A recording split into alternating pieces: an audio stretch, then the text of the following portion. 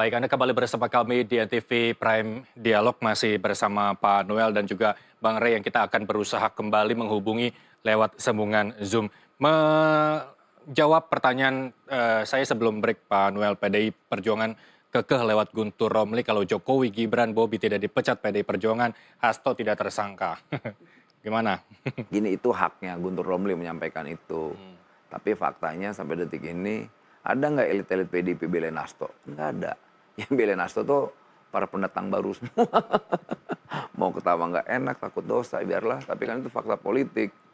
Jadi ya udahlah, saya nggak mau terlalu panjang mengintervensi terlalu jauh. Tapi hak politiknya Hasto, hak hukumnya untuk melakukan pembelaan ke publik. Tapi nanti biarkanlah buktikan di pengadilan nanti, itu lebih lebih relevan lah ya daripada dia coba teriak-teriak di luar AU tetap aja status tersangkanya nggak berubah, dia ngebargain mau nyandra ini nyandra itu nggak laku juga tuh, tetap proses hukumnya berjalan. Jadi saran saya Mas Hasto banyak-banyak minum obat tidur biar tidurnya lelap gitu. Kan nggak enak baru tidur ngebayangannya jeruji penjara, baru tidur. Kalau kayak kita gini mantan aktif 98 udah terbiasa kan dengan teralis penjara. Nah, Hasto ini kan belum pernah ngerasain.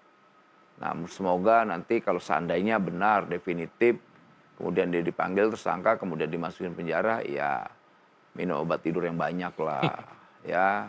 Jadi nuansa Bung Parno-nya itu udah hilang. Bung Parno, baik. Iya. Paranoid dari Hasto Kristianto ya. Bang Rey mengisyaratkan politik sakit hati yang lewat pernyataan Guntur Romli, jubir PDI Perjuangan. Menurut Anda seperti apa?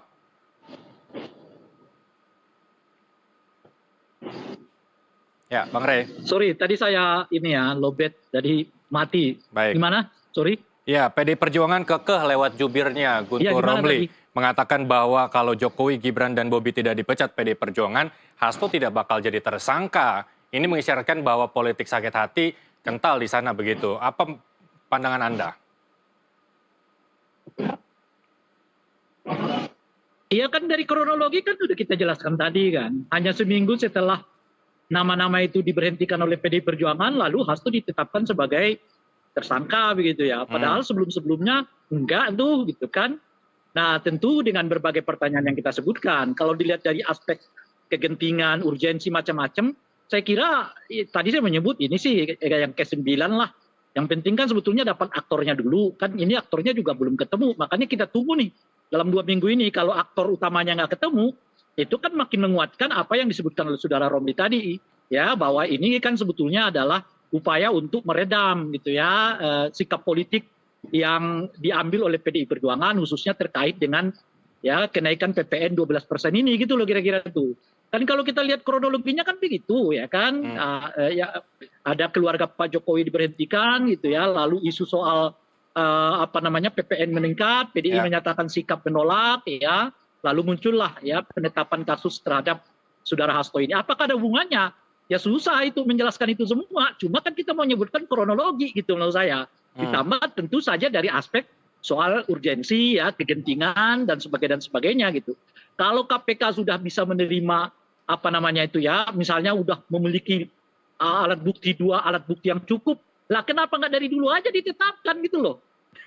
Ya. Ya itu kan juga jadi pertanyaan gitu, kenapa nunggu-nunggu gitu kan, harus sekarang setelah PDI menyatakan berbeda ya, menolak PPN 12%, menghentikan keluarga Pak Jokowi dari PDI Perjuangan gitu. Nah kalau mereka udah punya bukti dari dulu, kenapa nggak dari dulu? Kan? Sebagainya. Termasuk di dalamnya kan ada kasus CSRBI yang tiba-tiba udah disebut nama lalu hilang lagi gitu ya, baru kemarin diperiksa lagi kira-kira gitu ya. Ada Blok Medan ya kan, ada kemudian soal dugaan gratifikasi gitu kan, ada juga soal aparat penegak hukum ya yang mencoreng nama baik Republik kita di luar negeri gitu ya, dan sebagainya gitu. Bang Rey, sayang sekali waktu kita terbatas, Bang Rey. Kita bisa menghubungkan secara pasti ya. Ya, Bang Rey, mohon maaf saya harus potong karena waktu kita terbatas.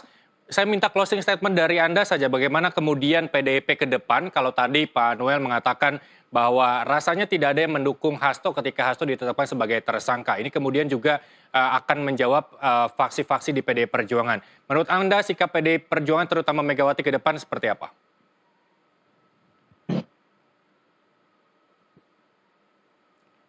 Bang Rey?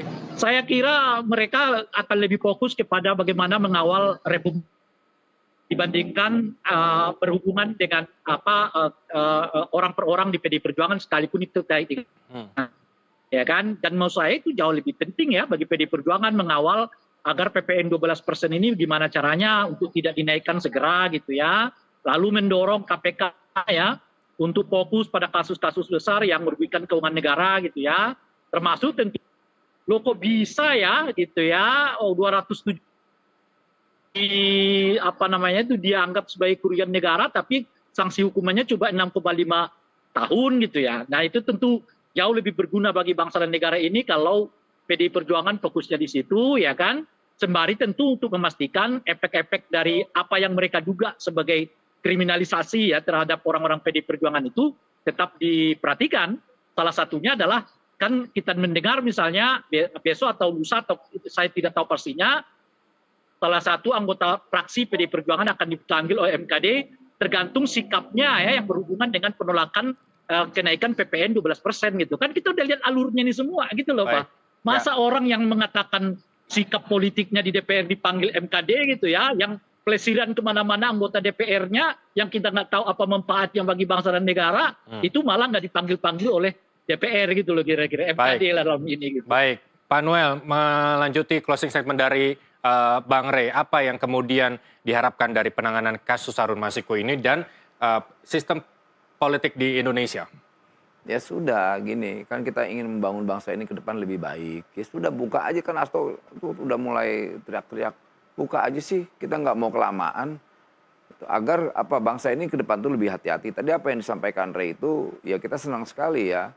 Agar ke depan ini ada pembenahan, apalagi kita di dunia industri digital ini semua mudah terrecord lah ya dengan jejak digital, makanya lebih harus berhati-hati. Tadi Rey menyinggung soal ada lebih fokusnya kita ke pajak 12%. Ya. Loh yang menggagas ini siapa, yang ngetok palu siapa?